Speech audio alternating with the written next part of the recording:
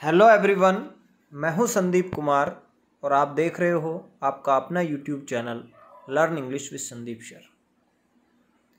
देखिए, मैंने कल आरपीएससी फर्स्ट ग्रेड के लिए prescribe poem on his blindness कराई थी और साथियों उसमें आवाज़ का इश्यू था, तो एक बार फिर से मैं आज ऑन हिज ब्लाइंडनेस लेके आया हूँ।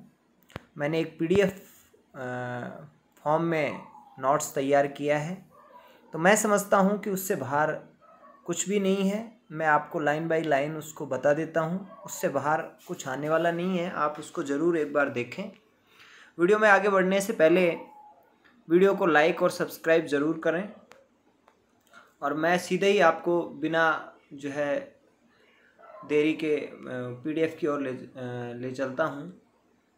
ये हमारी पीडीएफ है, यहाँ पे जो है देखो,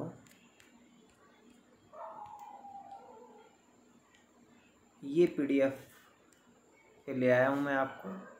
ये मैंने अभी शाम को साथियों अभी शाम को मैंने बनाई थी, तो मैं लाइन बाय लाइन एक बार इसका आपको बता देता हूँ। इससे बाहर कुछ भी नहीं है, आप इसको जो है एक बार ज़रूर देखें। On his blindness by John Milton. देखो, this title is given by Thomas Newton in 1761। अच्छे से इसको एक बार मैं जूम कर देता हूँ। ये जो टाइटल है दोस्तों, यानी हम ऑन हिज ब्लाइंडनेस पढ़ रहे हैं जॉन मिल्टन के द्वारा। और मैंने जो कल कराया था उसमें आवाज़ का साउंड का इश्यू आ रहा था, तो आज मैंने सोचा कि एक बार फिर से इस पोएम को जो है पढ़ा दूँ। मैंने एक पीडीएफ और जो है क्रिएट की आपके लिए।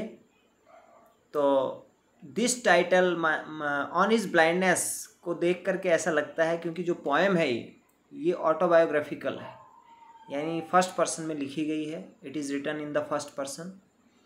और मिल्टन ने व्हेन आई कंसीडर, आई का यूज़ किया है।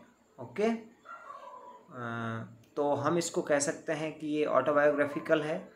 तो निश्चित रूप से ऑन हिज ब्लाइंडनेस, अगर वो इसको टाइटल देते मिल्टन, तो ऑन हिज ब्लाइंडनेस की जगह ऑन माई ब्लाइंडनेस होता। ये आप सभी जानते हैं। तो ये थॉमस न्यूटन ने दिया था 1761 में। अब देखो, before this it's first line. अब इस पोएम की फर्स्ट लाइन कौन सी है?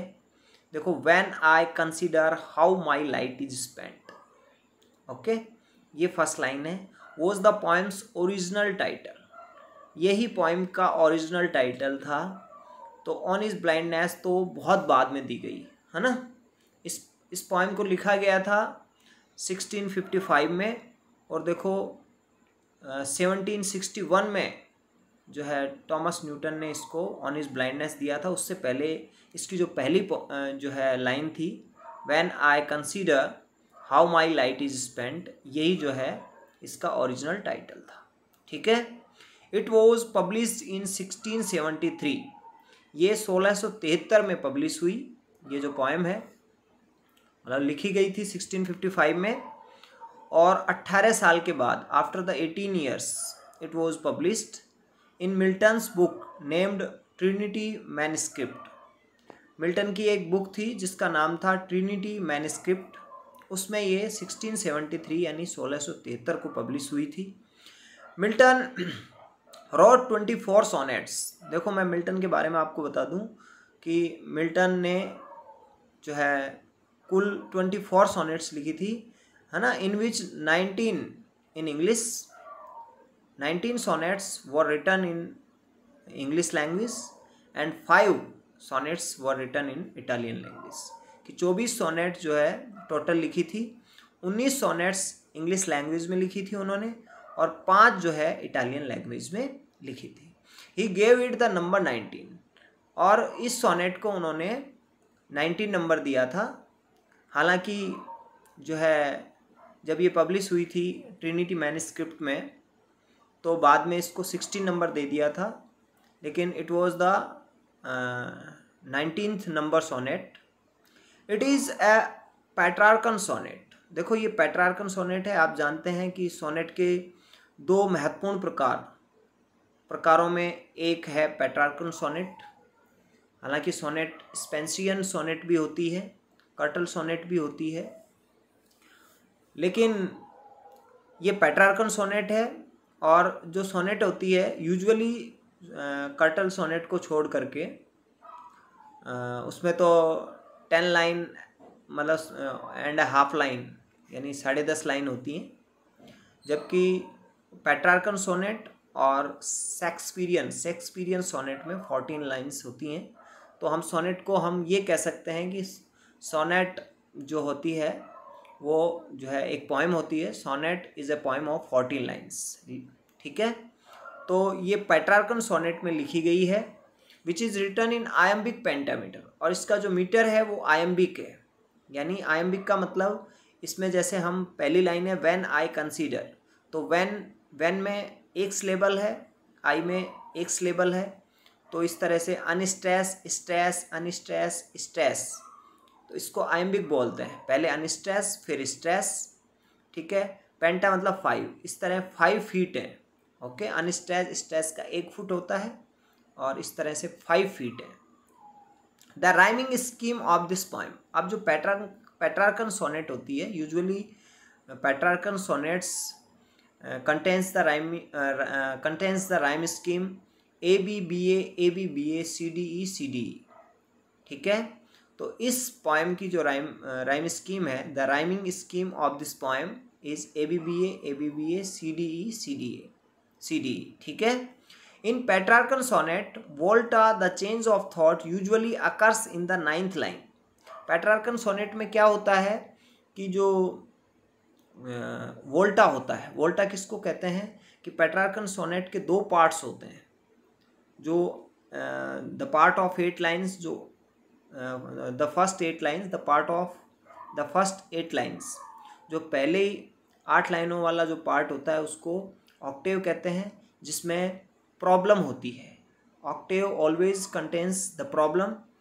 और सेस्टेज जिसमें 6 लाइन होती है, कंक्लूडिंग जो 6 लाइन्स होती हैं पेट्रार्कन सोनेट की, उसको सेस्टेट कहा जाता है। और sestet gives the solution, sestet always gives the solution, okay, described in the Octave.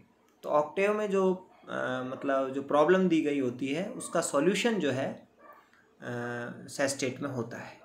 तो वोल्टा क्या होता है, ये जो है ऑक्टेव के बाद में आता है। यूजुअली ये जो है 9th लाइन में आता है पेट्रार्कन सोनेट में, लेकिन this poem line but in this poem. और वोल्टा क्या होता है, चेंज ऑफ थॉट, है ना। जब प्रॉब्लम से और सॉल्यूशन की तरफ जब राइटर प्रोसीड करता है, बढ़ता है आगे, तो ये जो है वोल्टा आता है, चेंज ऑफ थॉट आता है। तो जो चेंज ऑफ थॉट है वो आमतौर पर जो है 9th लाइन में आता है, but in this poem it has been occurred after the 10th line, लेकिन इसमें जो है ये 10वीं लाइन के बाद आया है। इट इज़ एन ऑटोबायोग्राफिकल और सब्जेक्टिव पोएम। आप इसको सब्जेक्टिव और ऑटोबायोग्राफिकल पोएम कह सकते हैं क्योंकि ये फर्स्ट पर्सन में लिखी गई है ना। और जो आई है वो राइटर खुद है, ठीक है। आई का यूज हुआ है, ओके। और I refers to the poet himself, I जो है पोइट के लिए आया है। Because it is written in the first person, ठीक है। It is a religious poem, ये एक धार्मिक पोएम है, ओके। क्योंकि it expresses, Milton expresses his faith in God, okay, he believes in God, that's why we can say that it is a religious poem. In the octave part, कि Octave part में the poet is very sad about losing his eye site. Poet बहुत दुखी है कि जो है उसकी आई site चली गई है। और इन द सेस्टेट में the poet expresses the deep faith in God.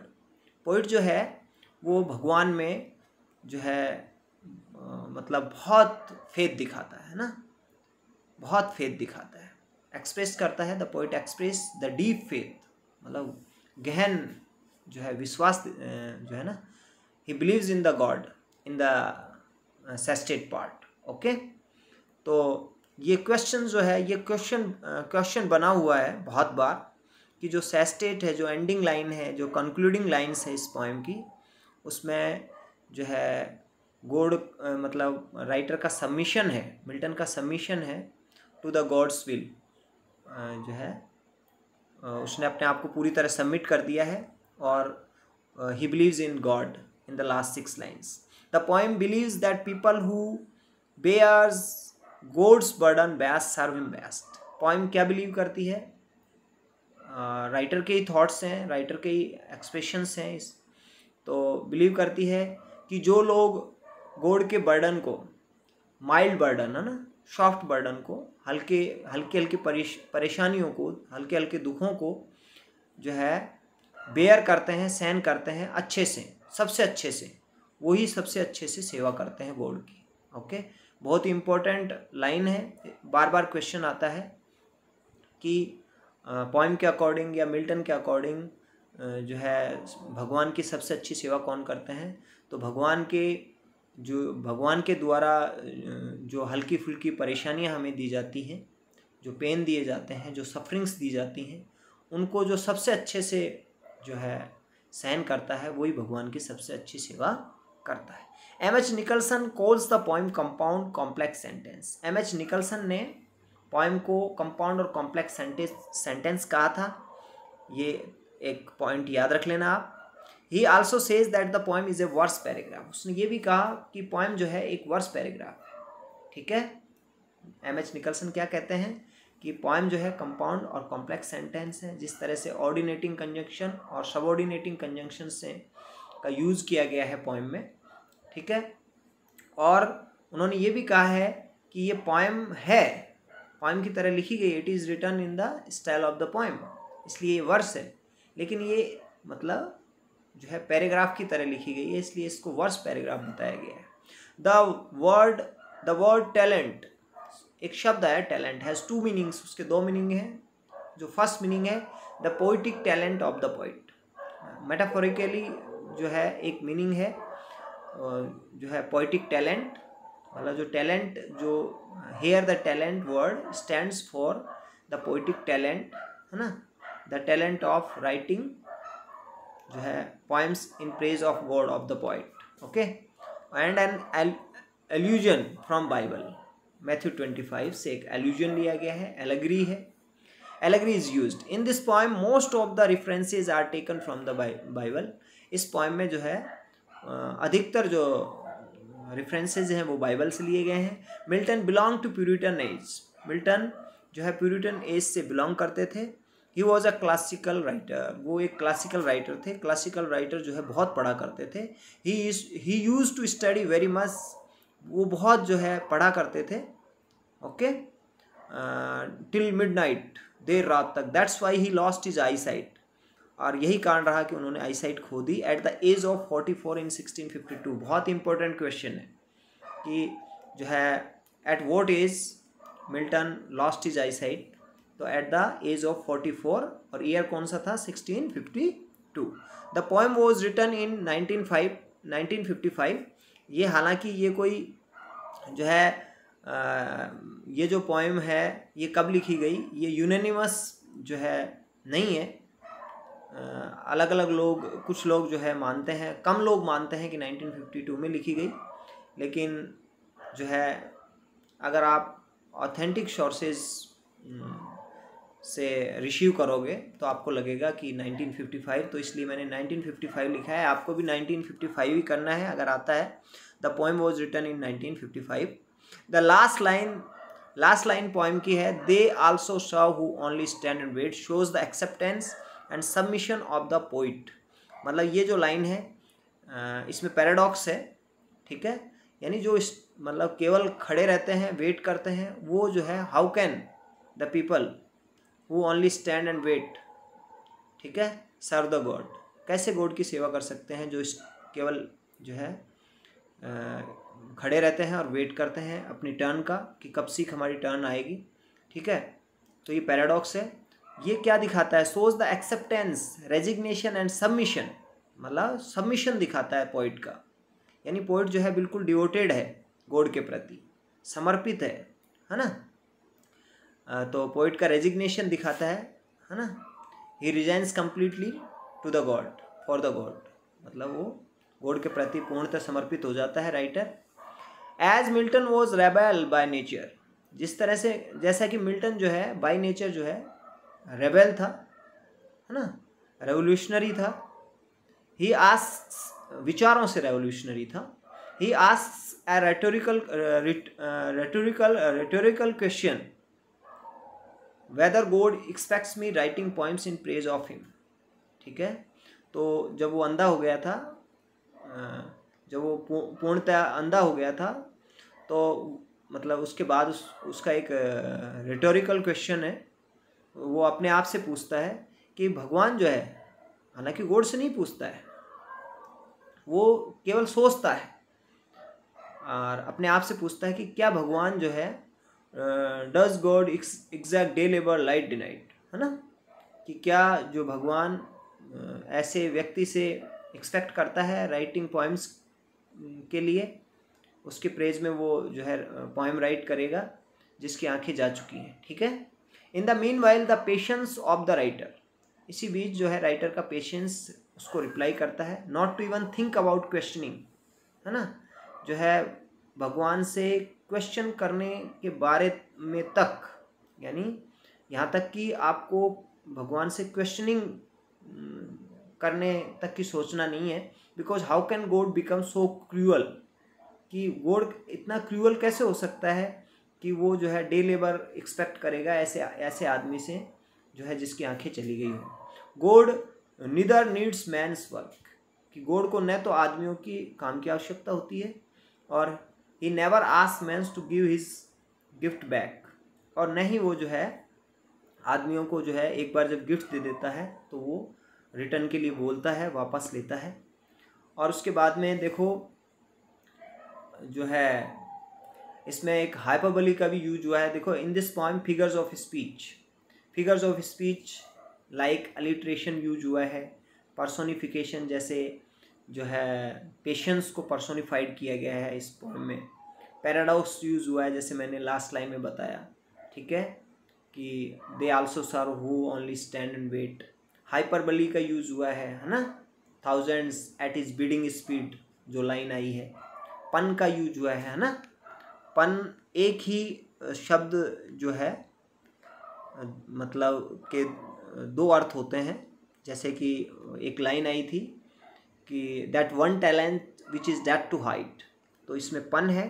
ठीक है, तो ये मैंने एक मतलब अभी मैंने नोट्स बनाया था आपके on his blindness by John Milton poem का, और मैंने सोचा कि कल जो है साउंड का इशू था, इसलिए आज इसको कल जो पीडीएफ पढ़ाई थी उसके बाद मैंने कि आज ये मतलब ये इसेंस है, ये एक तरीके से एसेंस है पूरे जो है ना पोएम का, ये मतलब सार है। इसको अगर आपने पढ़ लिया तो निश्चित रूप से इससे बाहर शायद नहीं जाएगा क्वेश्चन।